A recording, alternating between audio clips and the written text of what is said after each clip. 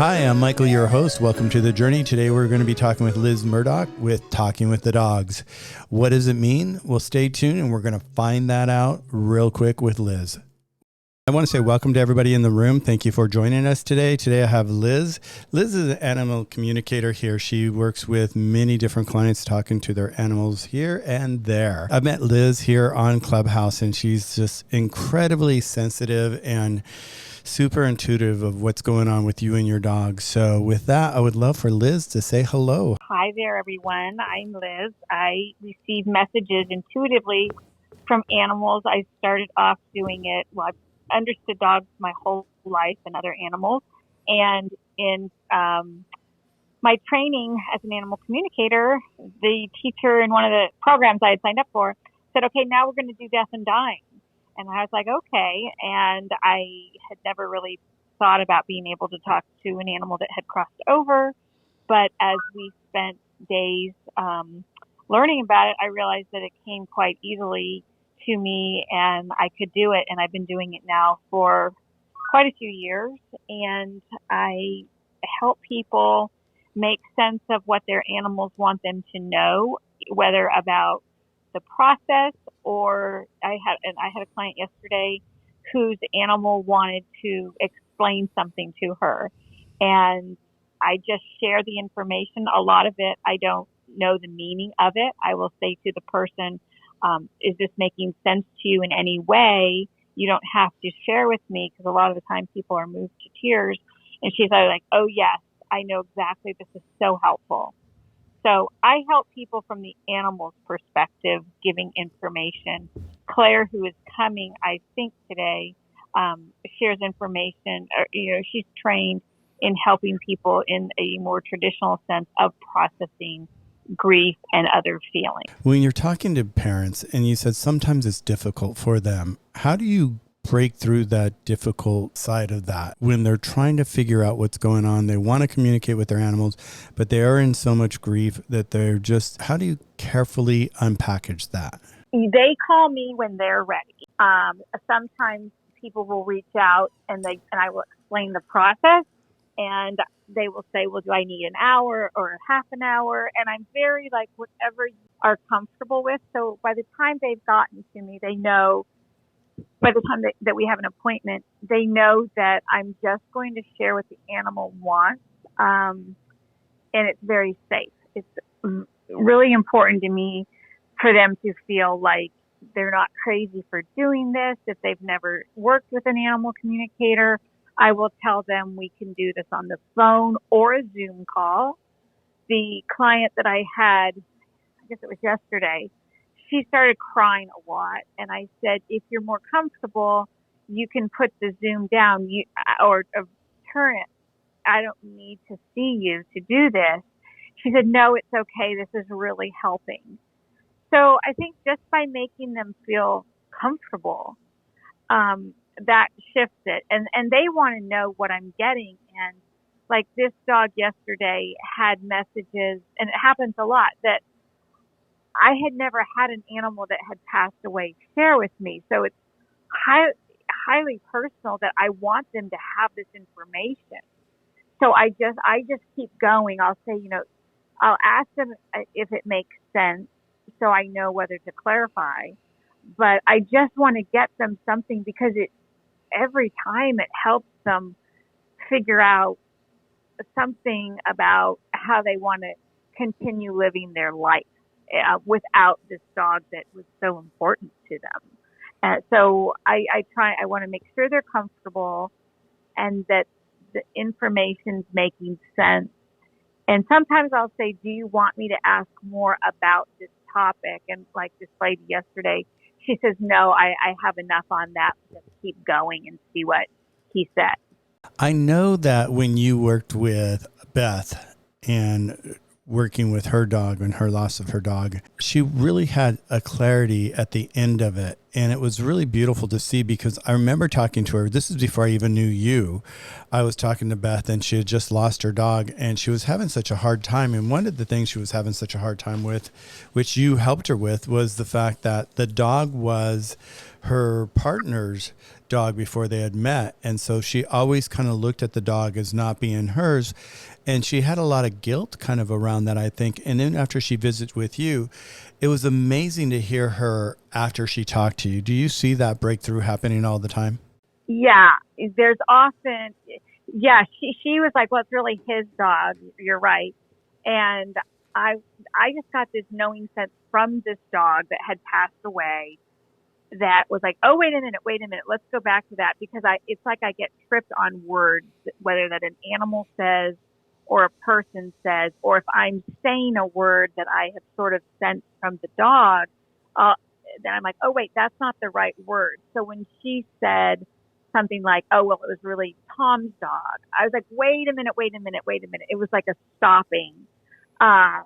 So sometimes, like, yes, so in this other dog, the woman asked the question, what would my dog want Daddy to know?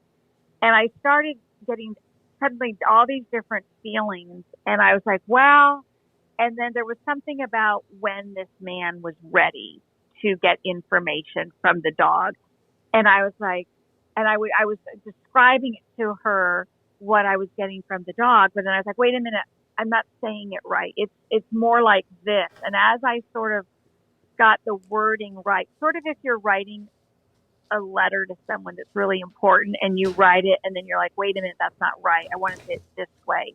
It's the same way with trying to, I guess, merge this energy that I'm getting from these dogs or knowing senses with words, with trying to articulate it to the person, that I will feel like, wait a minute, it's wrong. I have to, until it's like, I can take a deep breath and release it. So that's what it's like for me.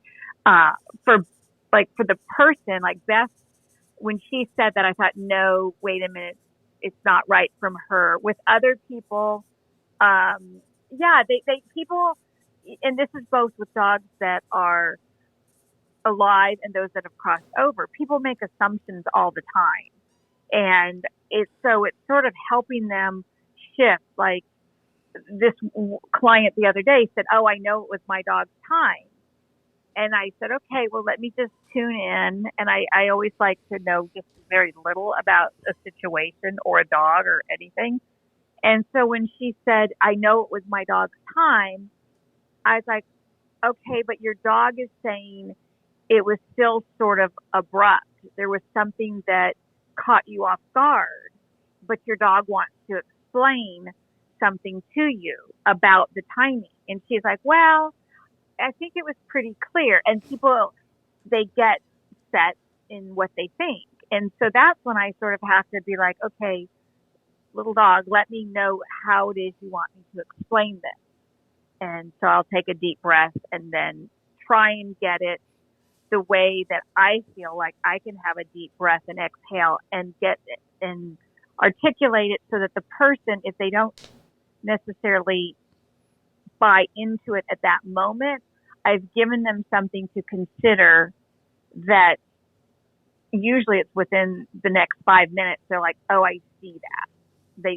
They do sort of soften and they're like, oh, now I get it. And it helps them come to terms with the reality of the shift that's happened in their life with this dog. So I'm going to play devil's advocate here for a little bit. Okay. I know I've shared the story about my mom passing away in my arms in this room. And I also share about the moment that when she first expressed to me that she had seen her mom and her mom was in the room with her, that the two people that were there, they were like, oh my God, it's the drugs, it's the morphine, she's hallucinating and all that. And I knew at that point to step back and not even address those people so that I didn't carry that energy with my mom. I waited till later to be able to have this conversation with her about her mom being there, the other side, transitioning. And I'm very aware and I feel that there is another side. My mom showed it to me. It was just such a beautiful moment. But then we have those people that are like, oh my God, what are you talking about? You're hallucinating. How can you communicate? What do you do? Like, let's say the wife is ready. Their dog is passed. One partner's ready. And they're like, okay, I want to visit with Liz. And the other partner's like, are you nuts? How do you get through that conversation? So in those situations, it's usually just the wife would then have the session. I have had sessions with multiple people, and it's fun when they do it on Zoom. It's fun to see the spouse that's more unsure shift, and they always do sort of midway, because they'll be like, well, yeah, you're sort of right there. That's sort of cool. And they start to like it. If someone's completely cynical, then they usually don't even get on the call, because, they'll respect that the other person wants to have this session, but usually there's some interest when there's more than one person on the call, and they will say that I had a situation with a family, and the whole family came. The dad wasn't even going to be in the room. This was in someone's home, and he stayed longer than the children did. The children were wide-eyed when the dog talked about their bedrooms, but the dad, he stayed, and he started commenting and talking. So I think when people hear it, it's like you can't discount it. It's like I'm telling them something about their house or their relationship that I don't even know these people. I have no idea where they live in the world. And so I just let it speak for itself. And if someone is like, doesn't want to book a session or dismissive, I'm like, okay, the science is coming around. So, okay, let them come when they're ready. I'm fine with that. Well, and that's how I felt with my mom, with those two people that were sitting there going, oh my God, it's the drugs, it's the morphine. I didn't even touch it. I just let it be, and they could go on to their life and do their life. I know what my life entails and what I believe in and how I express and experience life. So I think you just said the exact same thing, basically. Is it's like, because what happens is people, then they start to hear in the background, they're like, oh my God, wait a second, she just talked about that. No one ever told her that about my dog. I think it's just a natural thing. So I just wanted to play that really quick and see how you'd answer it, and you did exactly what I thought you would. It's like you have to let those people be who they are. And then most of them will come around, I find. Once they start to hear the information and they start to see the results, they're like, wait a second, something's up here. When you're dealing, let's go back to, let's say, two partners. One, they both lost their dog. One's ready to grieve. One's grieving. One wants to visit with you. You kind of touched on this already, is the fact that maybe the other person's not ready.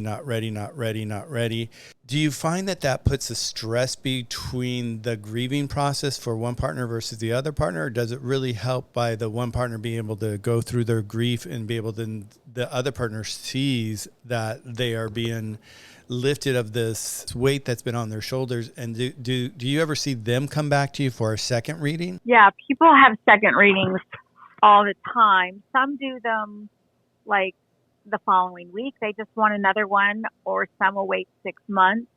People always call me back when their dog is dying or has crossed over. They just want to have another connection, even if it's to tell me, and then they'll say, I'm not ready for a session, but I want to have it, whenever. Yes, they always reach out. I mean, they reach out when their dog is sick. They just want to tell me. Even if they don't book a session, they reach out.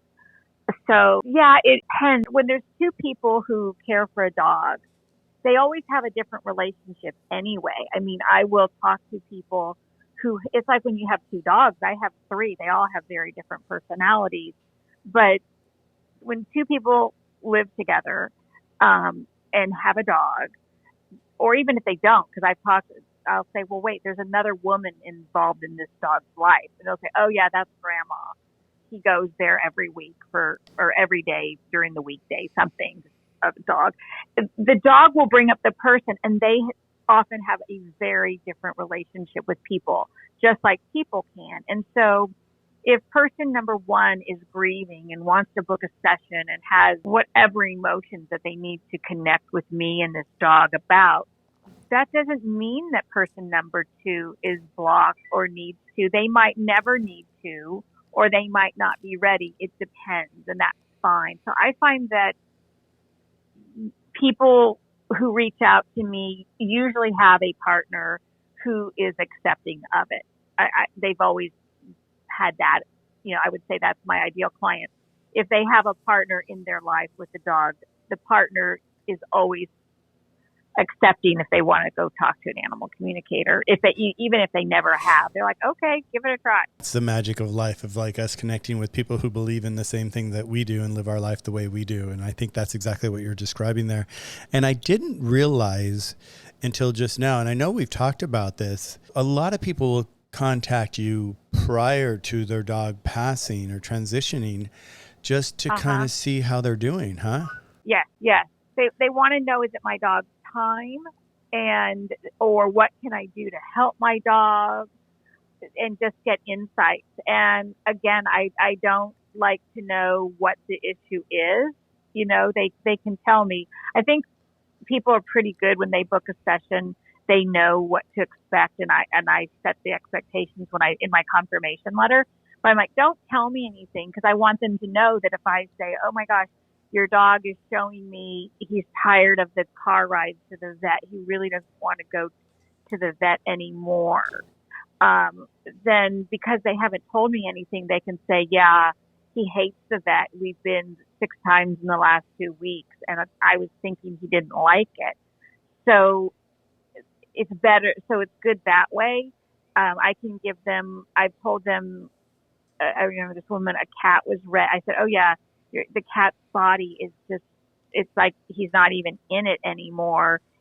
I can't get even much feeling when I go into it. I said, but what he really wants is to be, there's a chair, like a rocking chair in the sun. He just wants to sit there and leave the cat was on a bed. And she says, yes, there was a rocking chair down by the window where he sat. And that's where he actually passed away on his own, sitting in the daughter's lap. How beautiful. So they get very specifics of what they show me. It's funny. I have to say this. You had me laughing there for a second. It's like when you said you'll ask the dog and you'll say, oh, there's another woman. And you came up and said, Grandma. I'm like, oh my God, he's going to call out the mistress. Oh, yeah, no. The only time they've done something is when they said they didn't like somebody. And it was a woman who lived with roommates. And she said that, I said, oh my gosh, I guess you have roommates. There's somebody who lives in the house who's not nice. And and she knew exactly who that was. But no, I've never had anything. I've had animals say that they didn't want to say anything more, or they didn't want to talk about somebody. Like they'll say, well, like what does my husband say? And he goes, oh, your husband's private. He doesn't want to say anything. You should check with your husband first. And then that woman laughed, like, oh, you're right. So actually, even after the fact, after they transition, they're still really loving creatures, and they just don't call someone out. No, never. I've never had that. No, not at all. Well, that's actually quite beautiful if you really think about it, because dogs they have such unconditional love when they're with us. It just shows us once again here, even after life, they have unconditional love. Yeah. And it's very philosophical about life. It's sort of like, well, you did what you could, or, you know, it's very philosophical and wise. Like this dog yesterday was talking about sharing in a new way. And this woman is a writer, and I started talking about, I go, nobody talks about sharing life with a dog. They talk about my dog, but even if you think about it, when you walk with your dog on a leash, you're actually sharing the leash. And I remember I was at someone's home once, and the person had been professing to be really good with dogs and this and that. And she handed me her dog's leash, and I could just feel that this dog did not have a connection through the leash. It didn't know. Like my dogs, if I hold my leash a different way, my dogs know what it means. I mean, how I handle a leash with my dogs, they can tell all sorts of things. They know the word like, okay, turn around, and my dogs turn around. And, no. So anyway, this dog that had passed away was just giving us insights about the leash is a shared thing, and it's personal. Like when you buy a leash, people don't think about it, but they buy a leash not just as a leash for my dog, but it's like, oh, I like this one. I like how it feels in my hand. I like the harness. I like the color. That there's so much more about when a person makes a decision to buy a leash, and that's all what this dog was sort of telling me, and I was sensing. But it was also that we share our lives with the dog, and so like this woman, she totally got, because she sort of works with people about mindfulness and sharing. But I mean, have you ever heard anyone talk about the sharing in a relationship with a dog. Oh, I love this. Yeah, I was fascinated. I mean, I talked to hundreds of dogs. I have a lot of clients. I've been doing this for years. And I never thought about a relationship with a dog is that we're actually sharing a leash.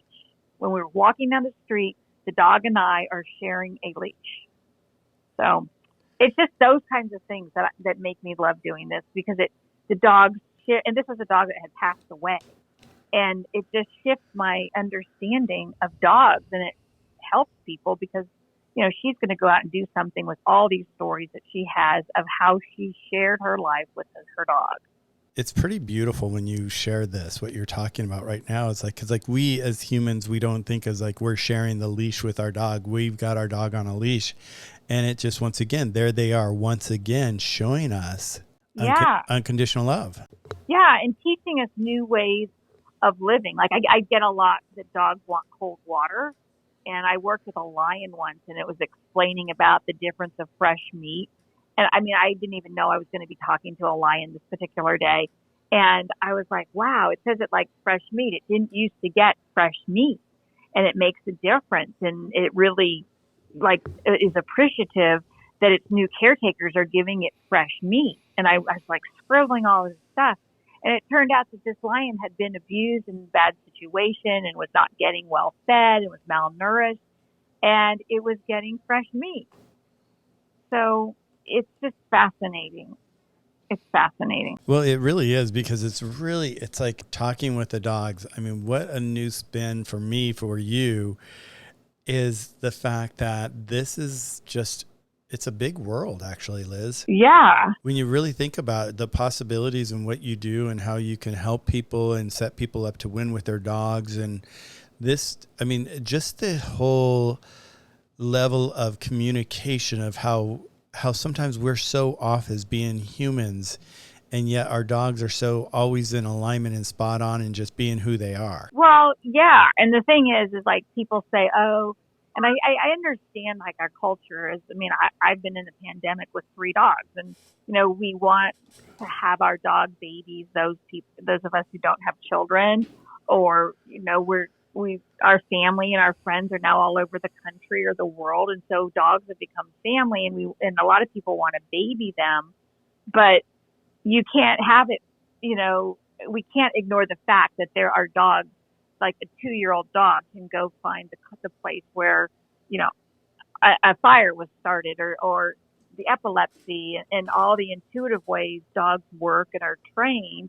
And it's like, okay, so let's just embrace it. Maybe if we know that other animals are communicating intuitively, why can't we embrace that maybe there's a small percent of the population like me that can really look at a picture of a dog. I've got this client today they have a rescue dog, and I help them. And the woman's like, how's the dog doing in transport? It was being transported across country. And I said, it's doing fine, except it had a bad experience with some lights. It doesn't like lights, but it's calming down. So she called the transporter, who verified that the dog freaked out the previous evening when they got into a town that was the street light. And so she was like, oh, wow. So she texted me today and said that the dog is doing great, but it's having an issue acclimating in the new home with a housekeeper. And could I tell anything? So I just looked, I read the text, I sat and closed my eyes, and I thought, okay, let me know what's going on with this housekeeper. And the dog just shared about this housekeeper, this situation. And I just texted what I got to this woman. I have no idea where they even live and who this housekeeper is, just with this dog. And she said, oh, wow, this makes total sense. And so if that can work, then why not explore it? And, so that's why I just keep doing it and helping people and maybe planting seeds for people to look into it more and honor their own, whether or not they work with me, accept it for themselves. Well, when we talk about this all the time inside of Clubhouses, like your connection and your bond to your dog can be so incredible. And this is just another example. What you're talking about is like how incredible it can be if you really allow yourself the openness and understanding that your dog is right next to you and they're listening to you more than you're listening to them, I would say. What do you think, Liz? Oh, I totally agree. I mean, there's so many words that I can't say unless I mean it. I'm going to take them outside. They know when Frank's, if I were to say, oh, Frank's here, I'm whispering it, they'll go run to the front door. He's going to walk them. I've kept my dog walker, once a week just to keep the familiarity going and all. And they go nuts. I can, and it's not, oh, well, they know the certain tone. I can say it loudly. I can whisper it. I can say it to one dog who will react, and the others will look at the dog and know their reaction and run the same way. Yeah, they know all sorts of things. So, I just think I want to empower people to trust it with themselves as much as, sure, book a session with me. That's great. But there's no way I'm going to talk to every person on the planet with a dog. So if I can empower people to make shifts and trust it more, and then I'm happy to keep talking about it. CNN had a headline that people are saying that, they're hearing from their loved ones, they're getting feelings. This is the grief room. So I want to touch on that is, that people are talking more about having lost a loved one and the experiences they've had. And it's like, yeah, I didn't go into like talking with the dogs and, oh, I'm going to talk to dogs that have crossed over. It just happened. It was part of a program I was doing, and I was given a picture of a cat that had disappeared. I'm supposed to see if I can get any information. And oh my gosh, I just started scribbling, and it's like, okay, I'm going to do this because it brings me joy to help other people. And when I see the shift, it's like, okay, I'm going to be one of the other people talking about it too, and trying to, if anyone in the room wants to raise your hand, come on up, and it's a safe place to share or ask a question. Because my mission is to help, explain it, teach it, or encourage you. So you've talked about when you went to this class, just like you just said, and part of the class was have this connection about this cat. What was your journey?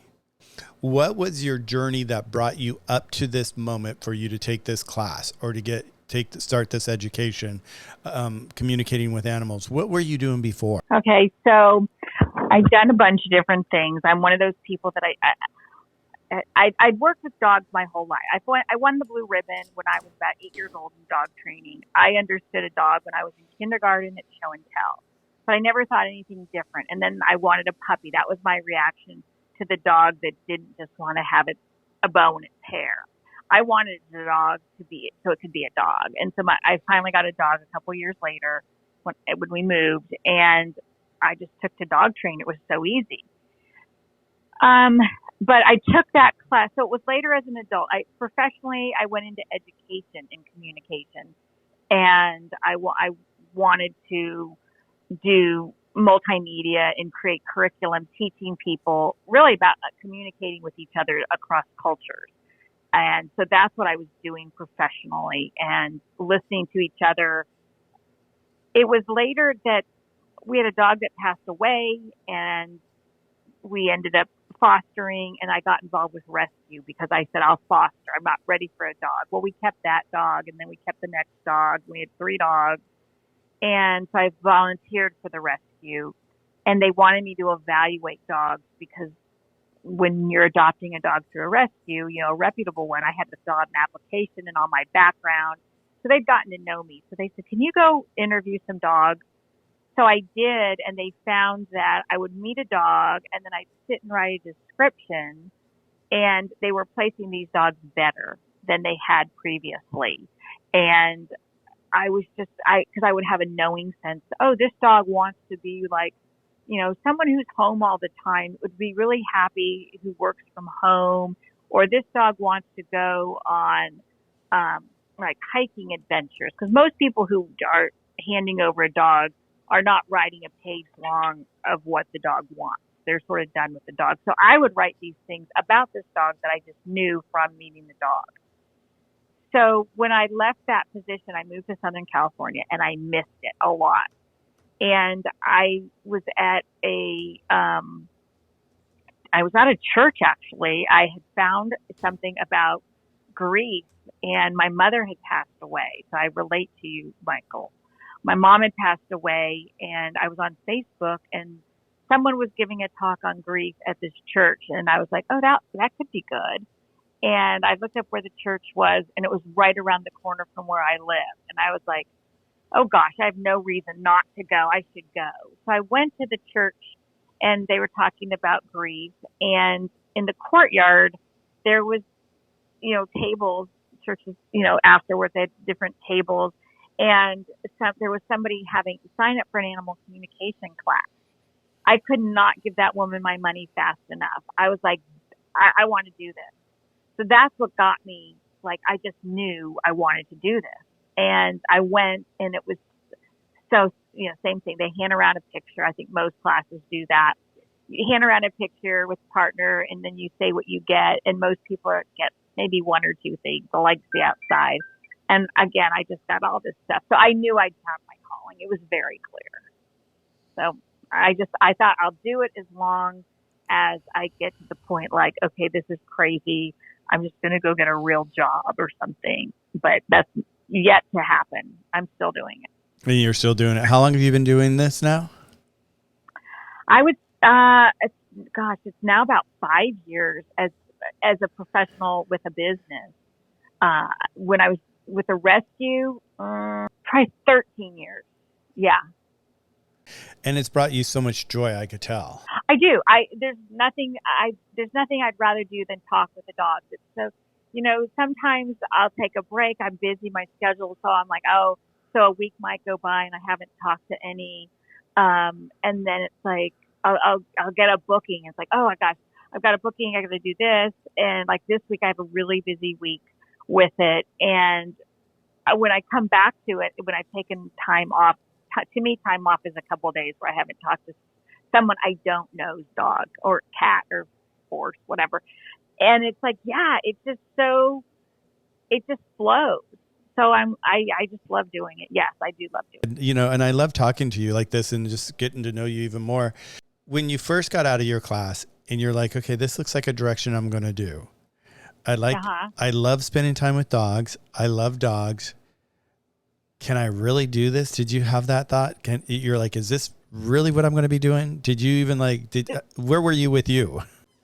Okay. So, well, in the program, in any program, in anyone who wants to practice it, you have to practice. So we had to practice. I had to do 65 free readings, and it's very low key. You can do it in a year. There are people who are probably still doing their 65, and it's been 5 years. I did mine in about 3 months. And I would do them, and I would come home, or I would look at my phone, and people would be sending me pictures and say, can you talk to my cat? And I'd be like, who is this? And that was where I was like, any business person is like, I need a structure. And that's what sort of derailed me. It's like, oh my gosh, I have to have Instagram. How do you do Instagram?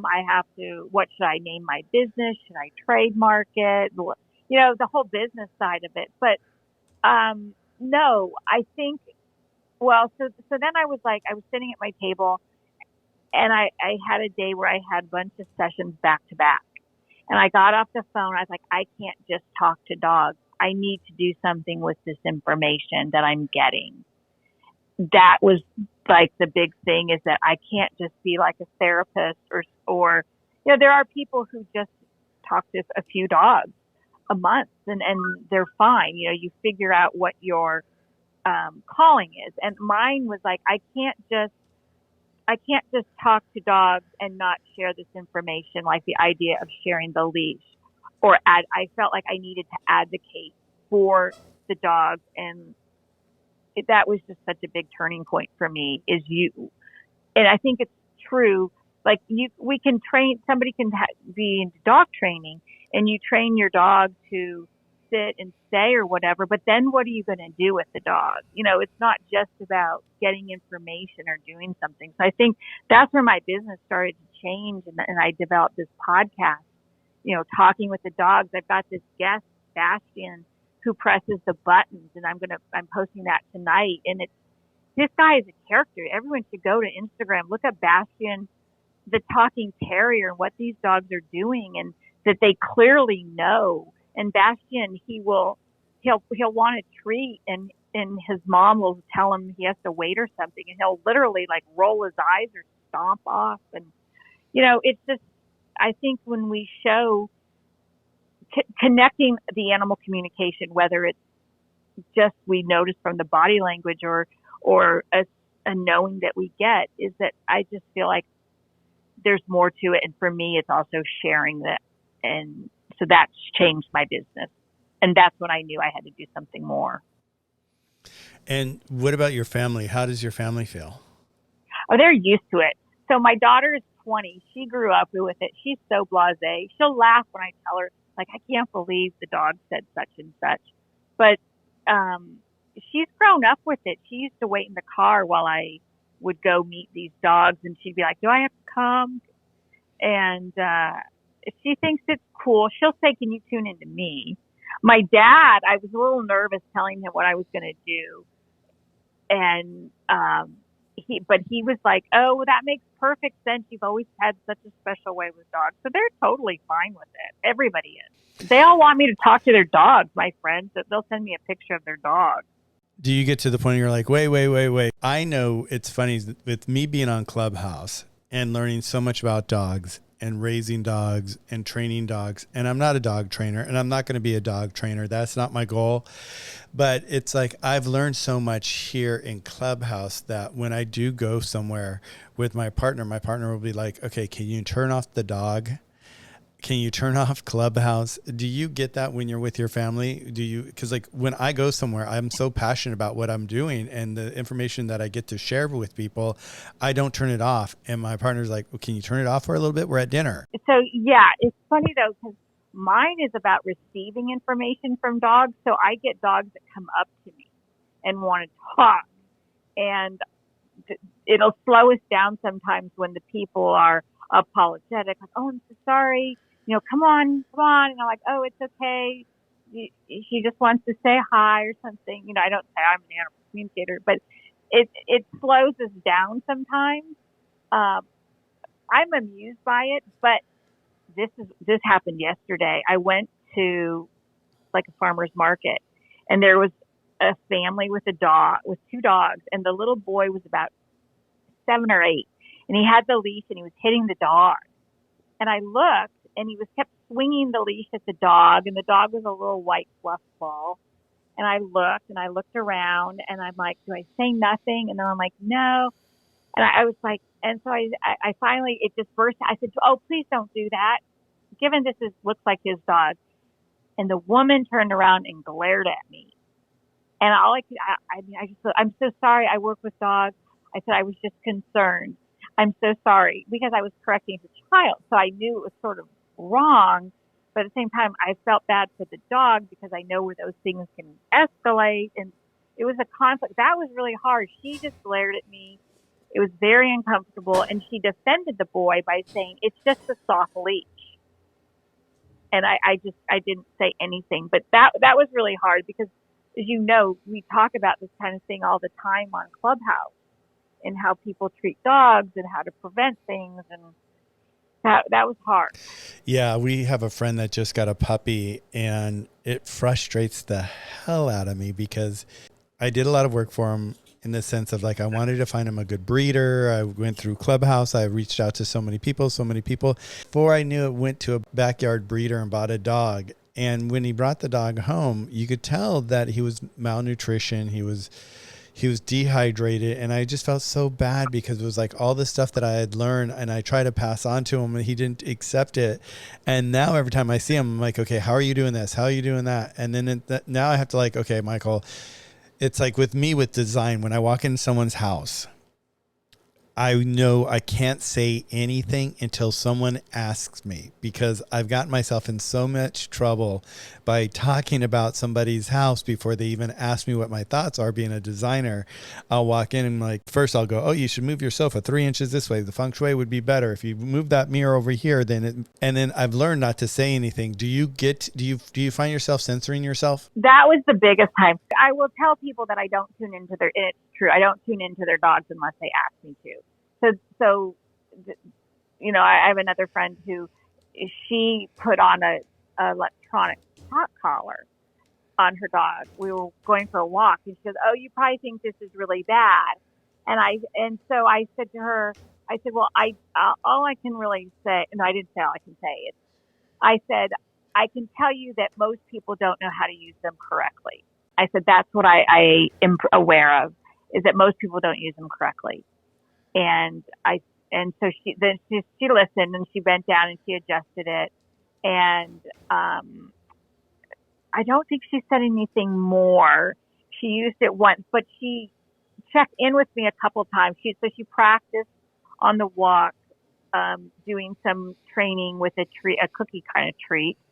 And that was it. I didn't say anything. She didn't need to use it, thankfully. But I will ask when people ask me questions. I talked to a dog about when, and I felt the sore in the neck, that it had been used incorrectly. So, I did point that out if I'm asked, and that's what she said. But I will reassure people that I'm not tuning into their dog without their permission. For sure. I don't do that. Have you ever tuned into a dog without realizing you were tuning into a dog and heard something that you didn't like? Did I hear something I didn't like? No, I didn't like the sore neck. This dog this was a client. It was at an event, and they came in, and it did not have an electronic collar on, but I said its throat was so sore, and I didn't know what it was, and my throat hurt. And then she explained that it that they use an electronic collar. And I said, oh, and she said, is that bad? And I said, well, there are a lot of other ways. So I don't want to get people to not listen. So I could tell that the dog was not trained enough, for it to be reassured on how to find its place. I try and be very practical tools. So like I said, can we get your dog to lie down? This was in a public place. And she said, oh, no, it won't. And I looked at the dog, and I was like, yeah, I mean, any dog wants to know where its safe spot is while the people are talking. So I said, well, why don't we show him where he can go while we're talking? And she said, okay. I said, do you have a mat? So she put her sweater down and told the dog to go down, and it actually passed out and fell asleep, and it was very relaxed. So I think more than, if I see something that I feel needs addressing, like a tip, I will try and offer a practical tool, or say, like with the collar, if you're going to use one, check what is the most effective way to use it, but make sure that I'll let them know there are other ways that they might want to explore that can be just as effective or more so. But I hope that answers your question. I haven't gotten anything that was like really, like personal, because that hasn't happened. It's more usually around the dog, what the dog wants. I think the dogs trust me, and they want, and they care for their people, so they more informational. Does that answer your question? Yeah, it does. It's always funny just to hear that other side of it. Like, did that happen? Did this happen? Because everybody wants to hear the nitty gritty. They're like, what's going on? Does she hear the bad stories? But once again, I think dogs are just really super loving, and they just love unconditionally. So it doesn't seem like they really have much bad to say, if anything. So, like, I've talked to dogs who were in, research dogs, and I was shocked. This one dog that said, because we think, oh, how horrible. And yet this one particular dog, yes, its life is way better not being a laboratory dog, but it was still grateful, and described a particular woman who took care of the dog that it liked seeing during the weekdays. And they also explained, like, one of the dogs was really quiet and said that's how it survived, whereas another one knew how to bark to get a certain person's attention, to give it like a scratch behind the ears or whatever. So it's usually they give information that is sort of relevant to what they want. That's been my experience. Interesting. Well, so then I know I've been asking you tons and tons of questions, and we didn't expect to go down this route, but I've really enjoyed doing this with you and just getting to know you more and more. Where do you think you're going in the future of talking with the dogs? Well, I've got a bunch of different projects in development right now. I want to keep doing the teaching and sort of like talking about this, is helping people understand it better in new ways. That's very practical. I've had people say they like it because it's practical. That often I give them practical tools to apply it, and I want to keep doing that. And my YouTube channel is growing. I've got all these videos. My podcast, I've got videos to go with it that I just haven't uploaded. So I think as that grows, and working with the researchers, the scientists, I'm excited about that to help further, I guess it's not like convincing, but showing people that it can be science-based too, because I think there are people who are like, well, the only thing that's good for dogs is what's science-based, but a lot of the science that's out now was researched years ago. So I'm excited to be starting to work with scientists who are doing research now that can help people in the future.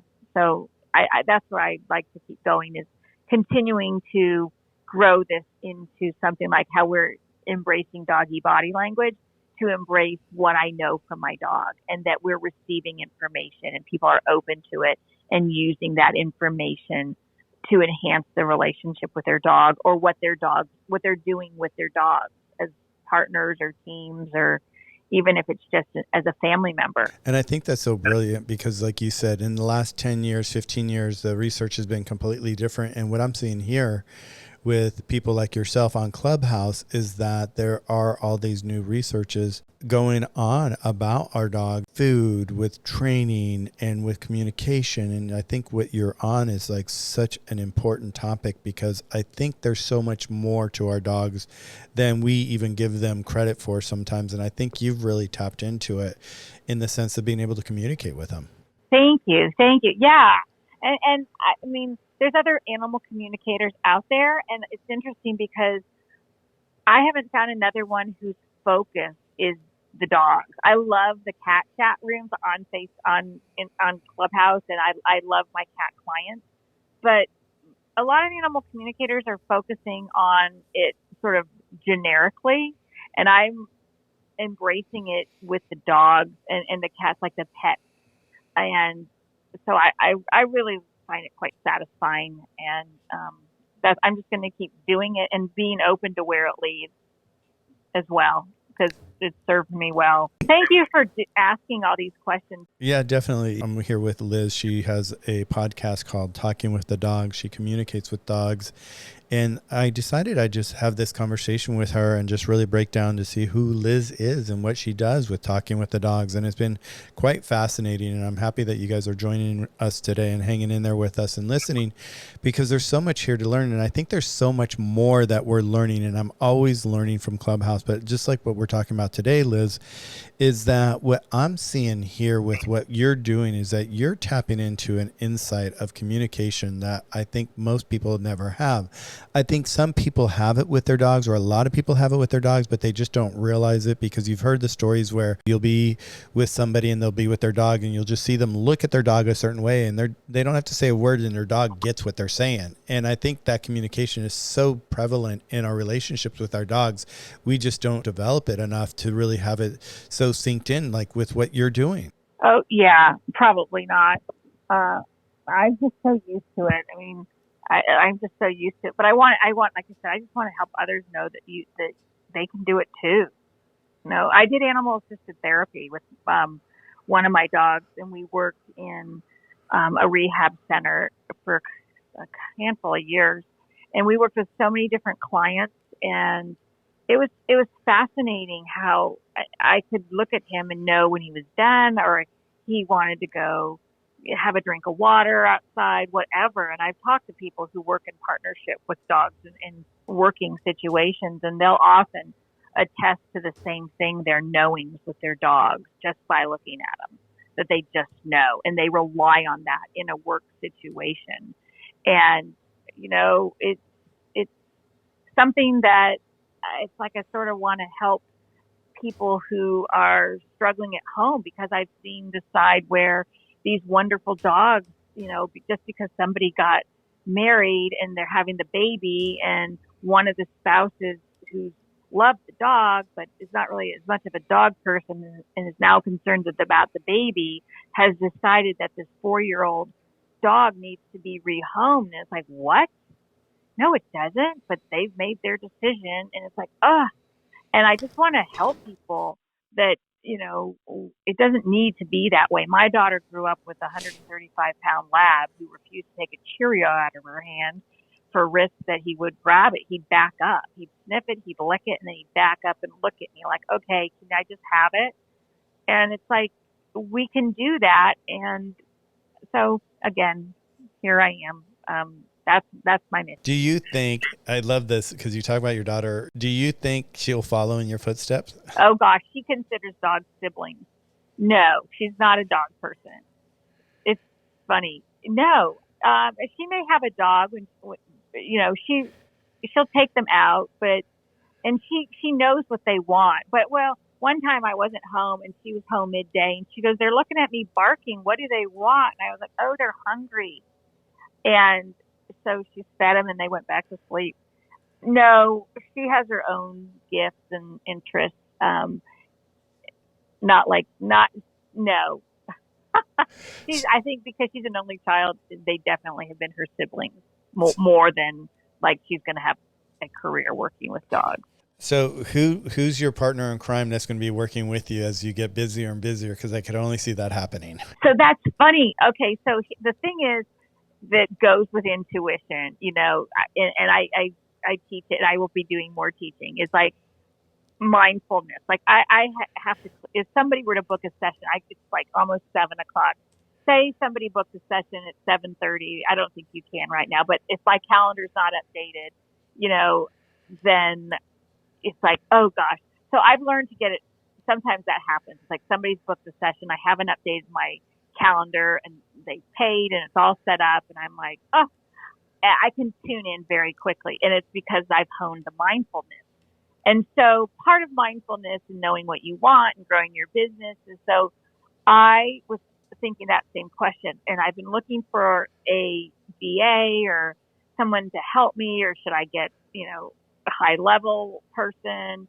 How do I find this person? And my hiccup has been, I need somebody who gets what I do and who is on board. And so sure enough, I was sort of doing mindfulness. It's like, I need someone who knows me and is open to this sort of newish, weird business, but I'm also very corporate-like. I have a corporate experience as well. I used to design interactive TV, and I want it, buttoned up. I want it very professional. So anyway, a friend of mine reached out from high school who I used to work with, and we actually have a meeting this evening to talk about that. So yeah, it's coming. It's coming. Well, I just love it. I know you're going to need somebody, especially what we've been talking about here and all that you're doing and what you want to do, especially when it comes to the research. Your time's going to be occupied. I have been busy, yes. But fortunately, with anything, I like the team mentality.